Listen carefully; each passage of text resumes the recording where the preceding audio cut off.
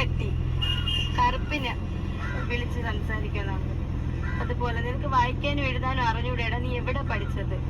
നീ ഇത് ഓരോ സ്റ്റുഡൻസിന്റെ കയ്യിലും ആ പേപ്പർ മാറി, അതായത് ഇവ എഴുതിയ പേപ്പർ മാറി മാറി കൊടുത്തിട്ടാണ് കിടന്ന് ക്ലാസ്സിൽ മൊത്തം ചിരിക്കാത്ത പിള്ളേർ ഇയാൾ അടിക്കും.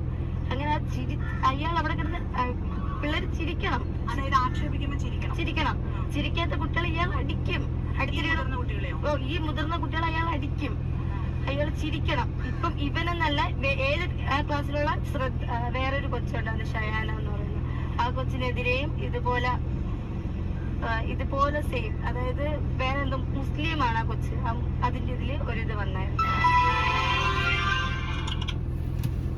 അങ്ങനെ നോർത്ത് ഇന്ത്യയുടെ ജാതിവരി നമ്മുടെ കേരളത്തിൽ നടപ്പാക്കി തുടങ്ങി. അങ്ങനെ ഒരു പാവം ജിൻഡ ചെന്ന ഒരു പാവം പയ്യൻ കെട്ടിടത്തിന്റെ മുകളിൽ നിന്ന് ചാടി മരിച്ചു. ആ അച്ഛനും അമ്മക്കും ഒരൊറ്റ മകനായിരുന്നു. വാടക വീട്ടിൽ നിന്നുകൊണ്ട് ഡെന്റൽ കോളേജിൽ വിദ്യാഭ്യാസം കൊടുക്കാൻ വേണ്ടി കഷ്ടപ്പെട്ട് ആ അച്ഛനും അമ്മക്കും ഇന്ന് ആ മകനെ നഷ്ടപ്പെട്ടിരിക്കുകയാണ്. നോർത്ത് ഇന്ത്യയിൽ നടക്കുന്ന ജാതി വെറി നമ്മുടെ കേരളത്തിലോട്ടും പടർന്നിരിക്കുകയാണ്. വല്ലാത്തൊരവസ്ഥ തന്നെ കേട്ടോ.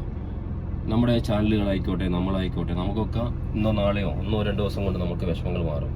പക്ഷേ ആ ഒരു കുടുംബത്തിന് അതെന്നും ഒരു തീരാ നോവായി മാറും.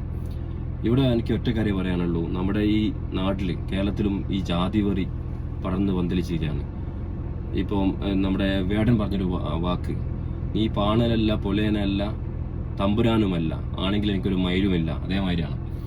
അങ്ങനെ ആയിരിക്കണം. ജാതിവെറി ഒരിക്കലും വെച്ച് വെറുപ്പിക്കാൻ പാടില്ല. കാരണം ഇത് ഇപ്പോൾ മുന്നേ ഇതേപോലത്തെ സംഭവം ഉണ്ടായിട്ടുണ്ട്, ഇടയ്ക്കിടയ്ക്ക് ഉണ്ടാകുന്നുണ്ട്. ഈ ഡോക്ടേഴ്സ്, ഈ അധ്യാപകർ AK റാം എന്ന നോർത്തിലുള്ള ആൾക്കാരാണ്. അവർക്കെതിരെ ശക്തമായ നടപടികൾ സ്വീകരിക്കണം. അതിന് ഗവൺമെൻറ് ഇടപെടണം. സസ്പെൻഷനൊന്നും പോരാ, ഡിസ്മിസ് ചെയ്തിട്ട് അവർക്ക് വേണ്ട ശിക്ഷകൾ കൊടുക്കണം. ഒരു കുട്ടി പൊലിഞ്ഞു, ആ ഒരു പാവപ്പെട്ട ഒരു അച്ഛൻ്റെ അമ്മേൻ്റെ ഒറ്റ മോനാണ്, പഠിക്കാമെന്ന മിടുക്കനായ അവനെ പഠിപ്പിക്കാൻ വേണ്ടി ഡെന്റൽ കോളേജിൽ പഠിപ്പിക്കുന്ന സമയത്ത് ഒരു ജീവൻ പൊലിഞ്ഞിരിക്കുകയാണ്. നഷ്ടം അവർക്ക് മാത്രമേ ഉള്ളൂ. ഈ പറയുന്ന വീഡിയോ എനിക്കായാലും ചാനലുകാർക്കാരും 1-2 ദിവസം ഉണ്ടാവും. പോയത് എല്ലാ കാലത്തേക്കും അവർക്ക് ഒറ്റ മോനാണ്. അതിൻ്റെ വിഷമം അവർക്ക് പറഞ്ഞാൽ മനസ്സിലാവും, അത്രയും വിഷമാണ്. ജാതിവെറിയുടെ ഈ ഒരു രീതിയെ മാറണം. നമ്മുടെ കോളേജുകളിൽ, ക്യാമ്പസുകളിലും ജാതിവെറി ഇപ്പം പടർന്ന് പന്തലിക്കുന്ന ഒരു കാലമാണ്. ഇത് മുളയിലേ നുള്ളിക്കഴിഞ്ഞാൽ മാത്രമേ, ഇത് നോർത്തൊന്നുമല്ല, കേരളത്തിൽ തുടച്ചു നീക്കണം എന്ന് എനിക്ക് പറയാനുള്ളത്. ഈ ഒരു അധ്യാപകരെ സംരക്ഷിക്കാൻ വേണ്ടി ചിലപ്പോൾ കേന്ദ്രത്തിൽ നിന്നൊക്കെ ഇടപെടലുകൾ ഉണ്ടാവാൻ സാധ്യതയുണ്ട്.